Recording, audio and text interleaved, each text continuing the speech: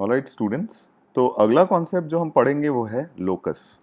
बहुत ही important concept है, आगे जाके काफ़ी यूज़ आएगा इसका, इसलिए इसको यहाँ पे हम लोग बहुत अच्छी तरीके से समझने की कोशिश करेंगे। तो सबसे पहले ये समझते हैं कि लोकस का मतलब क्या है। तो अगर डेफिनेशन वाइज देखें तो locus of a point is the path traced by moving point under restricted conditions. ठीक है, जैसे एग्जाम्पल के तौर पे बताऊं मैं आपको कि जैसे मान लीजिए एक वेरिएबल पॉइंट है, ठीक है, और एक फिक्स पॉइंट है। लेट अस से वेरिएबल पॉइंट हमारा p और फिक्स पॉइंट हमारा s है। ठीक है, अब हमें रेस्ट्रिक्शन दिया होगा हमेशा। वेरिएबल पॉइंट इसलिए इसे बोल रहा हूं मैं क्योंकि ये अपना पोजीशन चेंज कर सकता है, कहीं भी जा सकता है। फिक्स्ड पॉइंट ये इसलिए है क्योंकि ये अपना पोजीशन चेंज नहीं करेगा। ठीक है, तो दिया हुआ था कि locus of a point is the path traced by moving point under restricted conditions. तो अगर हम यहाँ पे वेरिएबल पॉइंट के ऊपर एक रेस्ट्रिक्शन डाल दें कि वेरिएबल पॉइंट जब भी मूव करेगा वो इस तरीके से मूव करेगा सच दैट एस से वो हमेशा एक कांस्टेंट डिस्टेंस पे रहे। यानी अगर ये डिस्टेंस हमारा लेट अस से ए है तो ये पॉइंट पी इसी तरीके से मूव करे सच दैट एस से हमेशा उसका डिस्टेंस कितना रहे, ए रहे। तो ये तभी होगा जब पी जो होगा हमारा इस सर्कल पे लाई करेगा। देखिए, सर्कल विथ सेंटर एस। अब आप कहीं भी देखिएगा पी, इस पी का जब ये पोजीशन हुआ तो इसका डिस्टेंस एस से स्टिल ए रहेगा, ये पोजीशन हुआ तो डिस्टेंस एस से स्टिल ये रहेगा, एंड सो ऑन। तो यानी कहने का मतलब कि इस केस में पी जो है वो हमेशा एक रेस्ट्रिक्शन के अंदर, ज्योमेट्रिकल रेस्ट्रिक्शन, यूजुअली जो ये रेस्ट्रिक्टेड कंडीशंस हैं, यूजुअली ये रेस्ट्रिक्टेड कंडीशंस किस तरीके के होते हैं, ज्योमेट्रिकल इन नेचर। ठीक है, ज्योमेट्रिकल इन नेचर होते हैं। तो यहाँ पे अगर आप देखो तो जो पाथ ट्रेस किया पी ने, ठीक है, गिवन द ज्योमेट्रिकल रेस्ट्रिक्शन, वो जो पाथ होगा इस पाथ को हम लोग क्या कहते हैं, लोकस कहते हैं। ठीक है, फिर बात आती है इक्वेशन ऑफ लोकस की। तो इक्वेशन ऑफ लोकस क्या कहता है कि a unique relation between x and y coordinates of any point on the curve which must be satisfied by every point on the curve and by no other point। कहने का मतलब कि जैसे variable point p ने ये path trace किया, ठीक है, तो ये p का क्या हो जाएगा, ज्योमेट्रिकल लोकस होगा, क्योंकि यहाँ पे हम सिर्फ इसका ज्योमेट्रिकल शेप डिटरमिन कर सकते हैं। लेकिन अगर मान लीजिए हमें इस पॉइंट मतलब इस लोकस का इक्वेशन लिखना होता, तो इक्वेशन में हम क्या करते हैं, इक्वेशन में इस लोकस के किसी भी एक पॉइंट को अगर हम x, y मान लेते हैं, किसी भी एक पॉइंट को x, y मान लेते हैं, तो हमें x और y में एक ऐसा रिलेशन चाहिए। ठीक है, अगर लेट अस से मैं इस पॉइंट P को ही x, y मान लूं, तो हमें x और y में एक ऐसा रिलेशन चाहिए, ठीक है, जो रिलेशन इस कर्व पे लाई करने वाला हर पॉइंट सेटिस्फाई करे। ठीक है, इस कर्व पे लाई करने वाला कोई भी एक पॉइंट ले लूं मैं, तो वो उस relation in x and y को क्या करे, सेटिस्फाई करे। ठीक है, यहां पे आपको ये भी ध्यान में देना होगा कि जो रिलेशन आप लिखोगे वो कर्व पे लाई करने वाले सारे पॉइंट्स तो सेटिस्फाई करेंगे ही, लेकिन कर्व पे लाई नहीं करने वाला कोई भी ऐसा पॉइंट नहीं होना चाहिए जो उस रिलेशन को सेटिस्फाई करे। ठीक है, तो वो हमारा जो इक्वेशन या relation in x and y मिलेगा वो हमें क्या दे देगा, इक्वेशन ऑफ लोकस। तो आपको फंडामेंटल याद रखना है, फंडामेंटल में हमें बस ढूंढना क्या है, इक्वेशन ऑफ लोकस निकालते समय relation between x and y coordinate of any point on the given curve. ठीक है,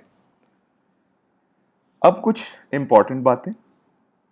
तो जो हमने अभी पढ़ा लोकस निकालने का तरीका, इक्वेशन ऑफ लोकस निकालने का तरीका, अगर हम ये 4 बेसिक स्टेप्स फॉलो करें तो हमें हर बार अपना लोकस बहुत आसानी से मिल जाएगा, इक्वेशन ऑफ लोकस।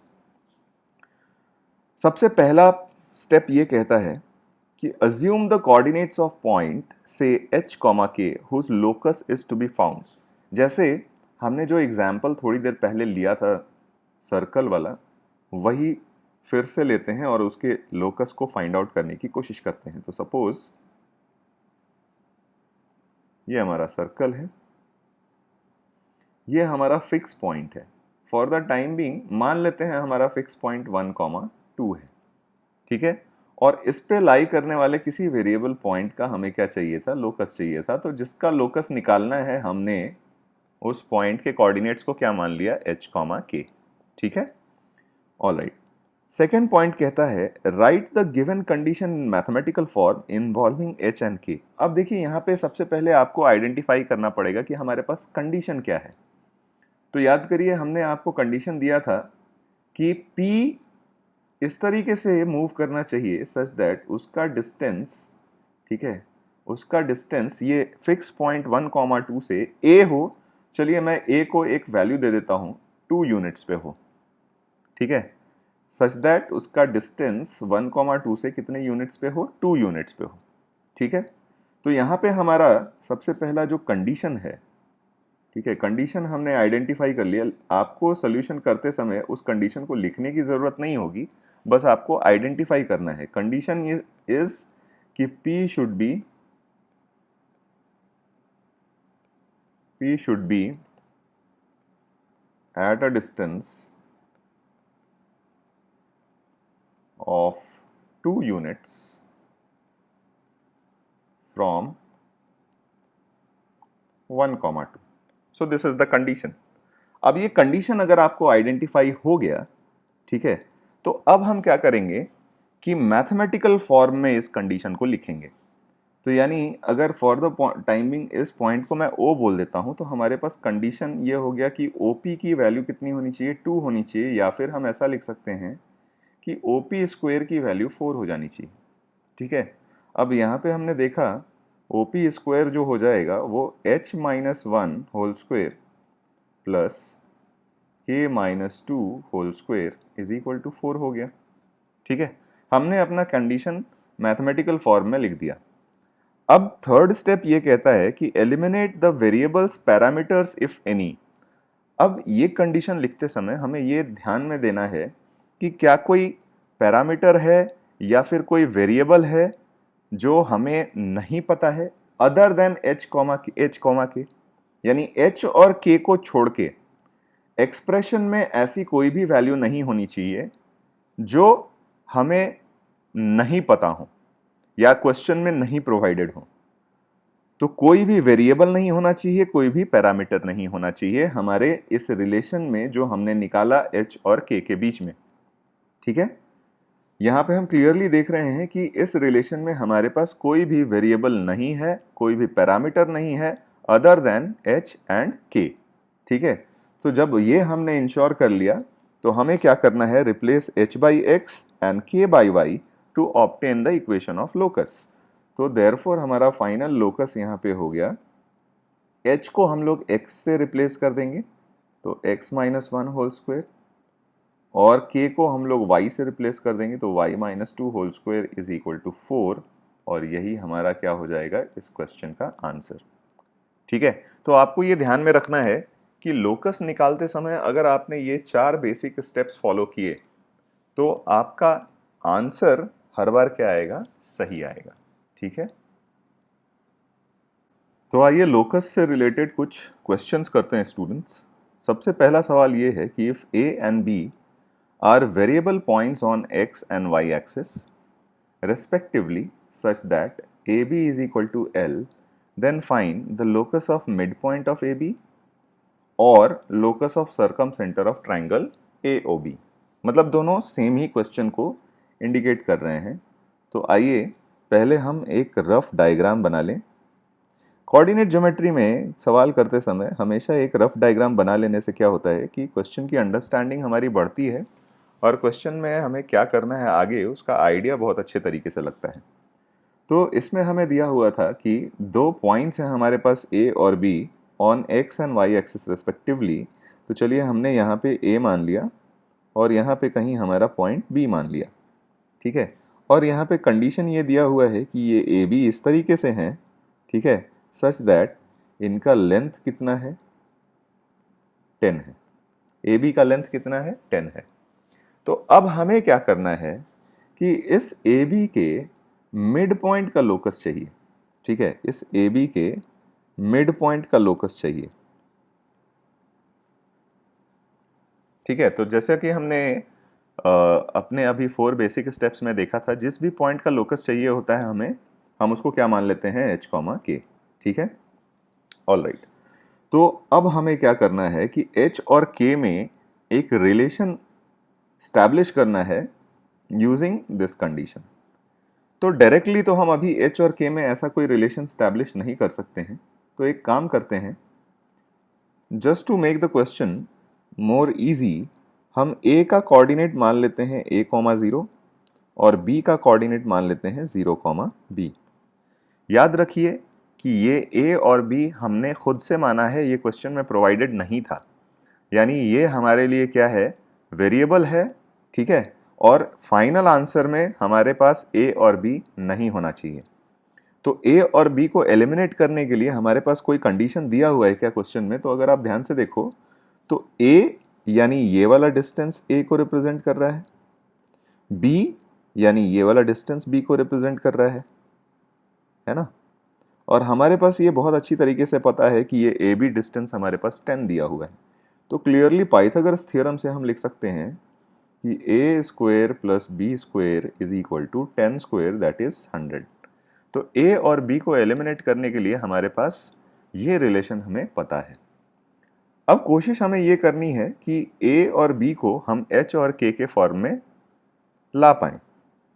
तो सिंस हम जानते हैं कि this p is the mid point of a b, ठीक है, तो मिड पॉइंट का हम लोग कॉन्सेप्ट यूज कर लेते हैं।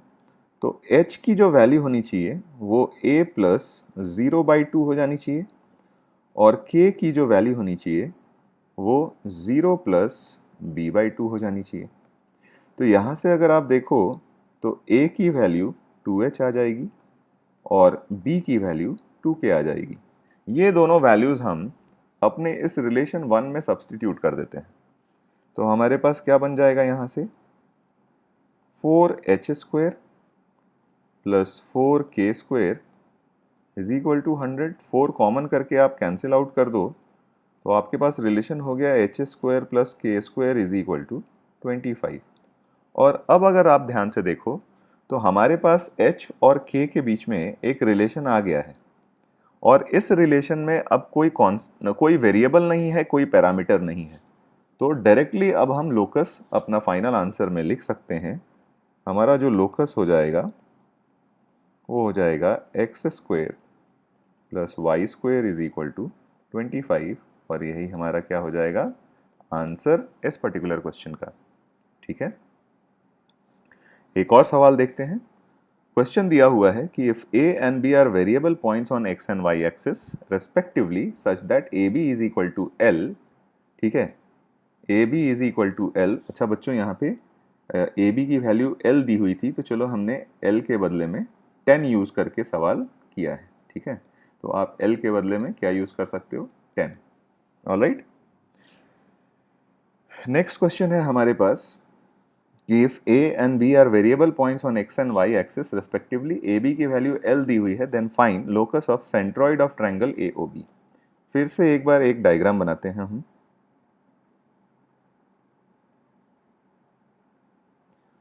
और यहाँ पे भी हमारे पास क्या दिया हुआ है, 2 points on x and y axis दिए हुए हैं a और b। यहाँ a है, यहाँ b है। a का कोऑर्डिनेट है हमारे पास, मान लेते हैं a, 0, b का कोऑर्डिनेट है 0, b। याद रखिए ये हमने खुद से माना है, हमें फाइनली इसको क्या करना पड़ेगा, एलिमिनेट करना पड़ेगा। और क्वेश्चन में प्रोवाइडेड है हमारे पास कि ये जो लेंथ ए बी है इसकी वैल्यू कितनी दी हुई है, l दी हुई है, ठीक है, l दी हुई है। तो लास्ट क्वेश्चन में भी हमने देखा था कि यहाँ से हम क्या कर सकते हैं कि a square plus B square is equal to l square, एक रिलेशन लिख सकते हैं क्लियरली। तो ये हमारे पास पहला रिलेशन हो गया।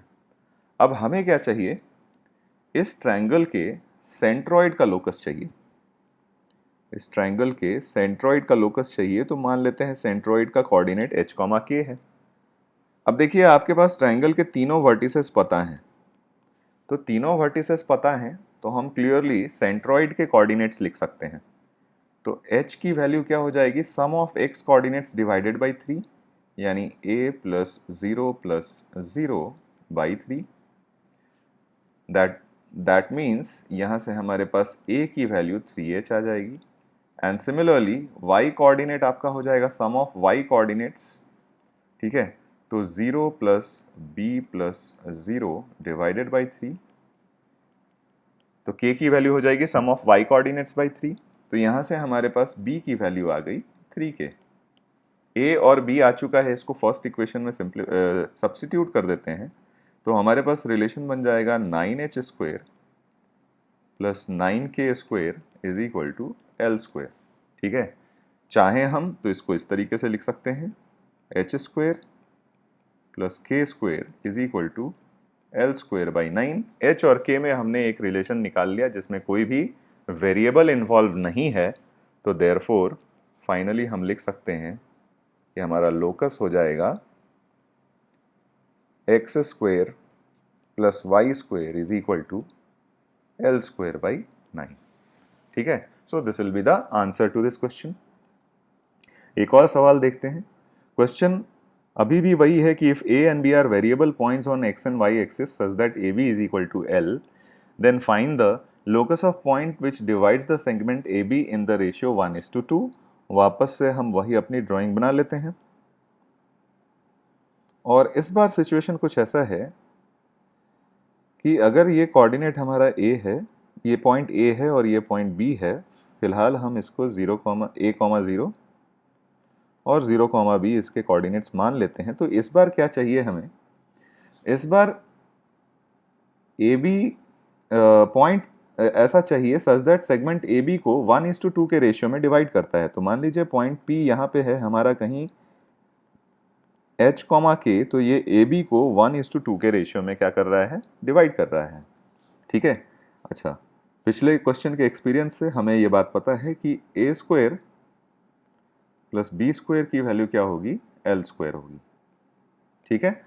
अब अगर हम सेक्शन फॉर्मूला को यूज करके h और k की वैल्यू निकालने की कोशिश करें, तो h की वैल्यू हो जाएगी 1:0 प्लस 2 a डिवाइडेड बाई 3, यानी यहां से हमारे पास a की वैल्यू हो गई 3h/2, ठीक है।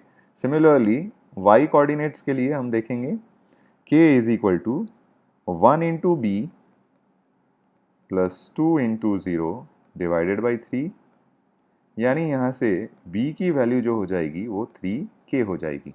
a और b हमारे पास मिल गए हैं h और k के फॉर्म में। अब इसको इक्वेशन 1 में हम पुट कर देते हैं, तो हमारे पास आ जाएगा 9h square by 4 plus k square 9k square is equal to l square. चाहे हम 9 तो कॉमन करके डिवाइड कर देते हैं, तो हमारे पास रिलेशन हो जाएगा h square by 4 plus k square is equal to l square by 9। h और k में हमारा रिलेशन आ चुका है, कोई भी वेरिएबल है नहीं, तो हम लोकस लिख सकते हैं अपना x square by 4 plus y square by 1 is equal to l square by 9, and this will be our answer to this question. तो नेक्स्ट क्वेश्चन देखते हैं। क्वेश्चन में दिया हुआ है कि find the equation of locus of a point whose distance from x axis exceeds its distance from y axis by 4, ठीक है। तो पहले हम क्या करते हैं, अपने एक्सिस बना लेते हैं, x एक्सिस और y एक्सिस। तो मान लीजिए ये हमारा x और y एक्सिस बन गया। हमें क्या चाहिए, एक ऐसे पॉइंट का लोकस चाहिए such that whose distance from x axis exceeds its distance from y axis by 4। तो अगर पॉइंट मान लीजिए यहाँ कहीं है हमारा, लेट अस से h, k है, तो हमें क्या चाहिए, डिस्टेंस फ्रॉम x एक्सिस, जो कंडीशन दिया हुआ है उस कंडीशन के अनुसार, ठीक है, डिस्टेंस फ्रॉम x एक्सिस हमारे पास क्या हो जाएगा, यहाँ पे डिस्टेंस की बात की जा रही है तो डिस्टेंस हमेशा क्या होता है, पॉजिटिव होता है, ठीक है। तो ये हमारा हो जाएगा मॉड के, ठीक है, और distance of from y axis जो हो जाएगा हमारे पास वो बन जाएगा मॉड एच, ठीक है। अब हमें क्या दिया हुआ है कि distance from x axis exceeds its distance from y axis by 4, यानी हमारे पास मॉड के minus mod h is equal to 4 दिया हुआ है। क्लियरली हमने यहाँ पे क्या कर लिया, एक रिलेशन एच और के में निकाल लिया, जहाँ पे हमारे पास कोई भी वेरिएबल नहीं है, तो हम क्लियरली यहाँ से लोकस लिख सकते हैं। लोकस हो जाएगा हमारे पास mod y minus mod x is equal to 4 and this will be our answer. हमेशा याद रखिए कि जब भी ऐसे क्वेश्चंस में कभी भी हमें डिस्टेंस के बारे में बात करना हो तो डिस्टेंस हम लोग वेरिएबल कोऑर्डिनेट, अगर वेरिएबल के कोऑर्डिनेट के टर्म्स में बात कर रहे हैं और डिस्टेंस की बात कर रहे हैं तो हमेशा मॉडुलस लगाना ना भूलें, ठीक है। नेक्स्ट क्वेश्चन देखते हैं। क्वेश्चन ये दिया हुआ है कि a1, 2 is a fixed point. A variable point b lies on locus whose equation is this. Find the locus of midpoint of AB. तो अगर आप ध्यान दें तो ये x square plus y square is equal to 4 और कुछ नहीं बल्कि एक सर्कल का इक्वेशन है जिसका सेंटर ओरिजिन पे है, ठीक है। तो कुछ इस तरीके का सिनेरियो है, सेंटर हमारा ओरिजिन है, ठीक है, और इस पे कोई पॉइंट बी लाई करता है। तो लेट अस से कहीं भी एक पोजीशन हम बी का यहाँ फिक्स कर देते हैं और इसका कोऑर्डिनेट मान लेते हैं अल्फा कॉमा बीटा। तो सिंस बी इस कर्व पे लाई करता है तो इसको सेटिस्फाई करेगा। तो हमारे पास रिलेशन ये रहेगा कि alpha square plus beta square is equal to 4। ये हमारे पास पहला रिलेशन आ गया। अब हमें क्या चाहिए, ए एक पॉइंट हमें ऑलरेडी प्रोवाइडेड है, ए का कोऑर्डिनेट हमें दिया हुआ है 1, 2 और हमें क्या करना है, ए बी के मिड पॉइंट का लोकस चाहिए, ठीक है। ए बी के मिड पॉइंट का लोकस चाहिए, तो मिड पॉइंट हम लोग मान लेते हैं एच कॉमा के, ठीक है। तो अब अगर हम यहाँ से देखते हैं तो h की वैल्यू हो जाएगी अल्फा प्लस 1/2, ठीक है, और k की वैल्यू हो जाएगी बीटा प्लस 2/2, राइट। तो यहाँ से अगर हमने देखा तो अल्फा की वैल्यू आ गई in terms of h that is 2h-1 और बीटा की वैल्यू आ गई इन टर्म्स ऑफ k, तो ये बन जाएगा 2k-2। अल्फा और बीटा हमने खुद से माना था तो हमें अपने रिलेशन में अल्फा और बीटा चाहिए नहीं, तो हमें क्या करना है, अल्फा और बीटा को एलिमिनेट करना है। तो एलिमिनेट कर देते हैं यूजिंग द फर्स्ट इक्वेशन। तो हमारे पास बन जाएगा 2h-1 whole square plus 2k-2 whole square is equal to 4, ठीक है। तो देयरफॉर हमारा लोकस हो गया 2x-1 whole square plus 2y-2 whole square is equal to 4 और ये हमारा आंसर हो जाएगा इस क्वेश्चन का।